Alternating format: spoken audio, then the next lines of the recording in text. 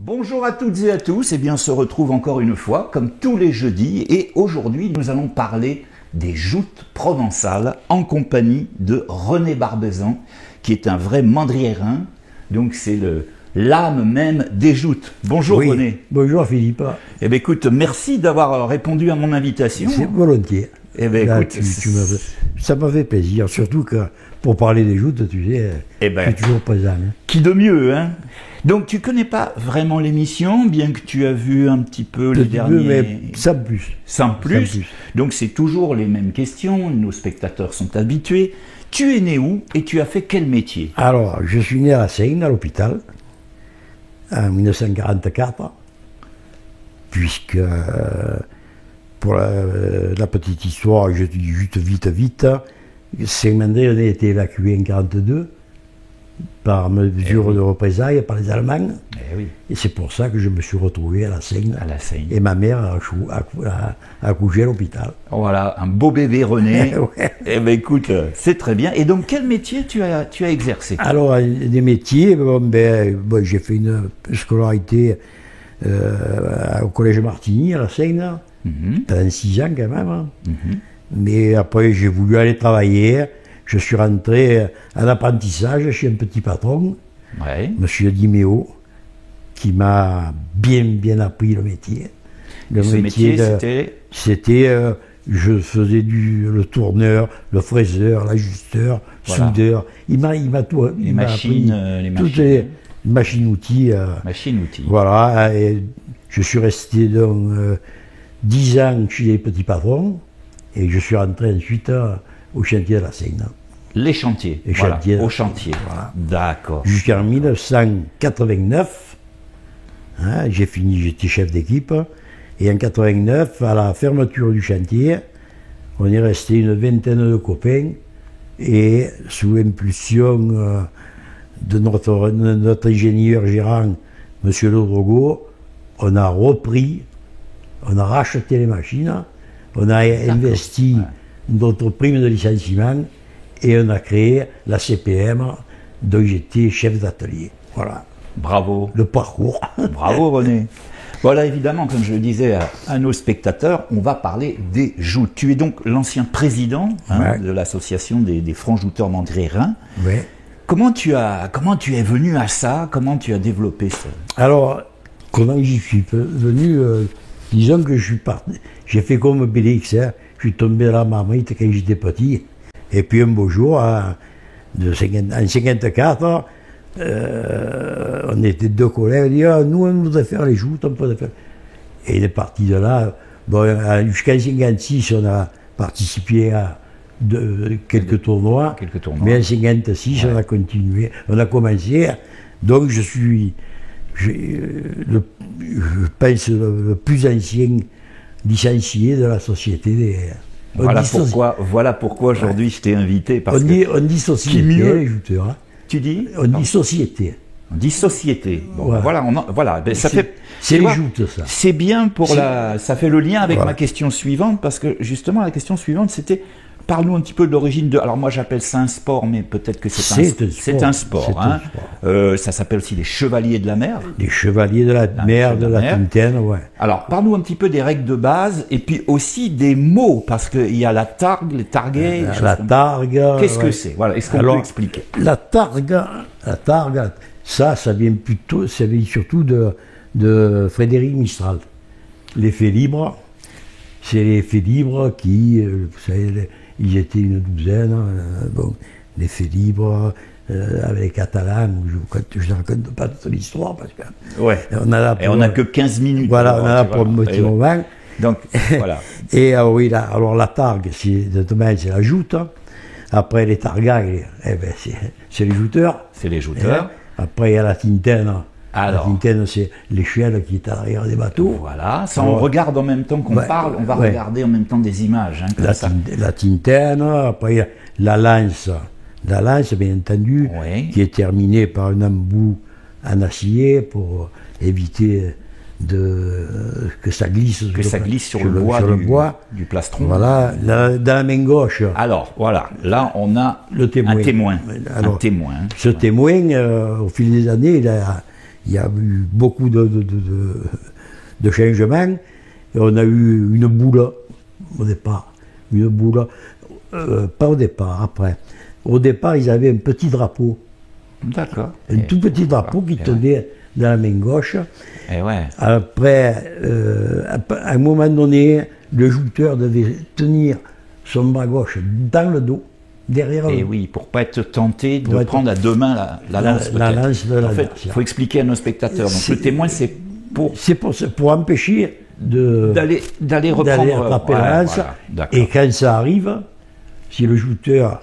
Alors ça, c'est une faute qui est éliminatoire pour les joutes. J'imagine. Le jouteur qui lâche son témoin et qui attrape la lance, il commet deux fautes. Deux fautes. Et oui, D'accord. la première, c'est de lâcher. Lâcher. De lâcher le témoin. Ouais. Une faute.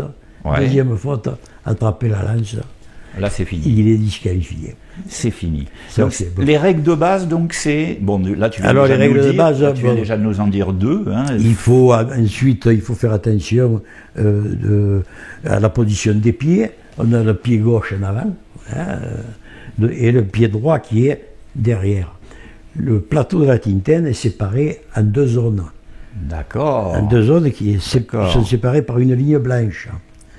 Ça, on le voit pas quand on regarde de loin. On Si, le voit. on le voit. Il y a une retombée sur les bords des Ouais. Tintaines blanches. Ah oui, c'est vrai. Ce qui C'est vrai permet, on les voit d'ici. ce qui ici. permet aux arbitres On est à côté. de voir Ah oui, si un d'accord. lutteur commet la faute d'avancer le pied droit avant avant de toucher son adversaire. D'accord. Après, on peut faire ce qu'on veut. Mais D'accord. Donc ça, avant c'est de les- toucher les l'adversaire, règles. ça, il ne faut pas le faire. Ça a été voté, ça, en 1970, pour un peu limiter, parce qu'il y a des jouteurs qui se jetaient carrément Ouais. un sur l'autre. Oui, Ça qui- devenait dangereux. Alors, on a limité la fougue de certains, surtout les Cassidens qui joutaient comme ça. D'accord. C'était... Voilà, c'est intéressant. On apprend vraiment. Et sur après, ce bon, sport, après, hein. ben, c'est de l'équilibre, il faut... Vous savez, Eh oui, il faut le l'équilibre. moi, Je pense que.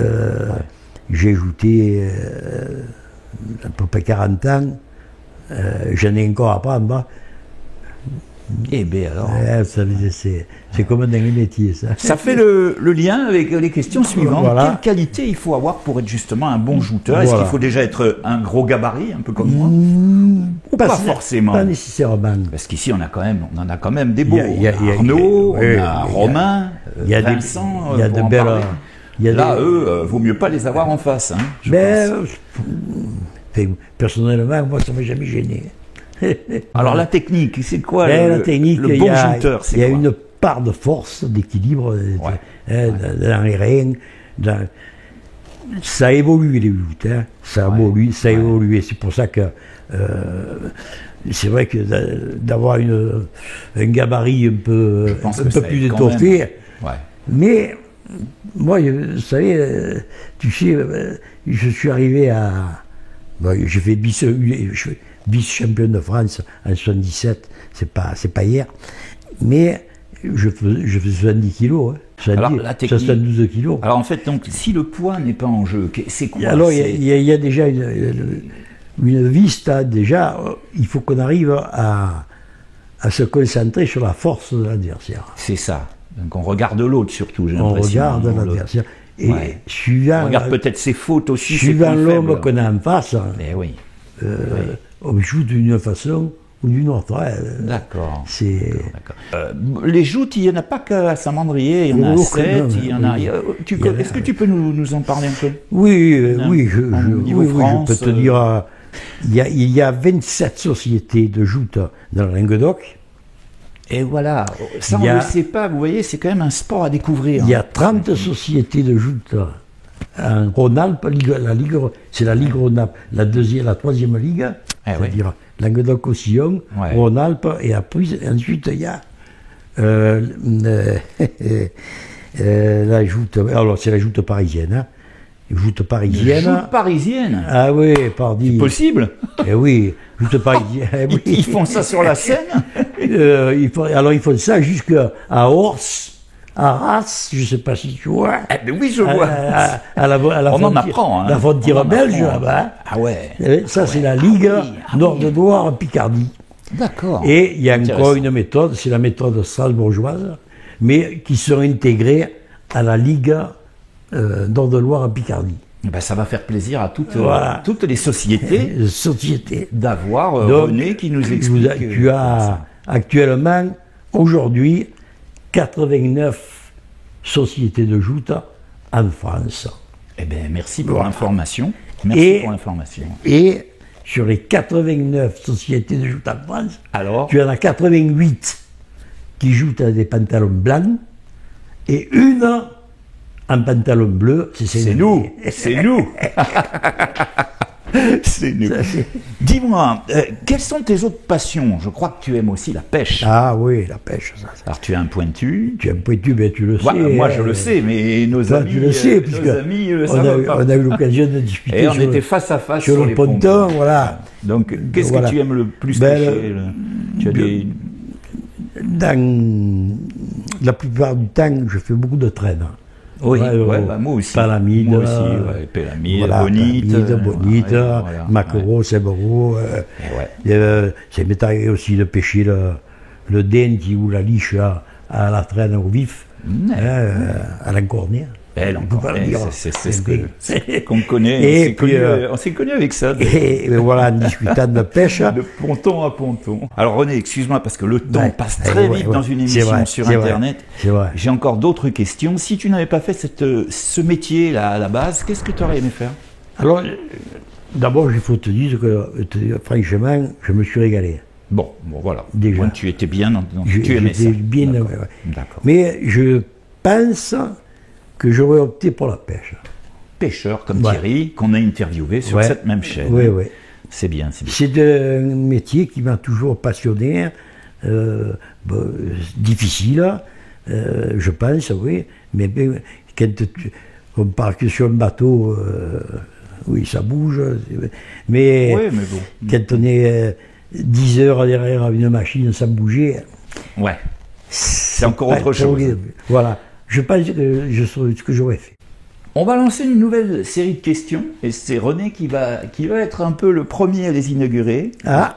Eh oui, ça va s'appeler série des questions tac au tac. Alors attention, c'est parti. Si tu étais une couleur, quelle couleur serais-tu? Rouge. Le rouge. Si tu étais un animal? Un lion. Un lion. Voilà. Et si tu étais un plat en cuisine? Ah, le ragoût de sèche. Ragoût de sèche. Bon, on n'a pas le temps, mais il nous donnera la recette hors antenne. Je te le donnerai hors antenne, et en plus, c'est un secret. Écoute, pour conclure, les deux questions traditionnelles de l'émission, qu'est-ce que tu aimes le plus et qu'est-ce que tu détestes le plus dans la vie avec les gens? Alors, ce que j'aime le plus, c'est ma famille, déjà, mes enfants, les petits-enfants, quelques amis. Parce que on les compte. Quelques amis, comme tu dis, on les compte. Oui. Les vrais amis, on les compte. J'ai beaucoup de collègues. Beaucoup de collègues. Mais voilà, les amis, ce que j'aime, et après, ce que j'aime un peu moins, disons qu'il y a beaucoup des estordis qui se prennent un peu pour, toi, pour des messies, qui veulent essayer de nous inclure des choses qui dans ça non, ça passe pas. C'est pas moi. C'est pas toi. Voilà. René, c'est la dernière question de l'émission et on s'adresse donc à nos spectateurs. Et là, tu regardes en fait cette caméra parce que c'est la caméra qui te filme. D'accord, Et la dernière question, c'est si tu as un message à faire passer. Lequel est-ce? Le message que je dirais à nos amis de Sémendrie. Et je crois à tout le monde. À tout le monde, parce qu'on est même vu, je fais un scoop, on est même vu jusqu'au Japon, dans les dernières statistiques. J'espère que l'année qui arrive verra un peu cette saleté de virus qui nous emboucane l'existence disparaître. Dans les plus brefs délais, je pense à tous ces gens, tous ces petits artisans, ces petits ouvriers qui se lèvent l'âme pour essayer de survivre. Ça, c'est quelque chose, on est passé par là, on sait ce que c'est, mais j'espère de tout cœur que ça s'arrêtera le plus tôt possible. Ben écoute, oui, c'est un message d'espoir, on en a Voilà. vraiment tous besoin. Voilà. Merci beaucoup René, merci. Philippe, merci à Néné toi. pour les intimes, hein. Néné ou barbe. Néné ou barbe.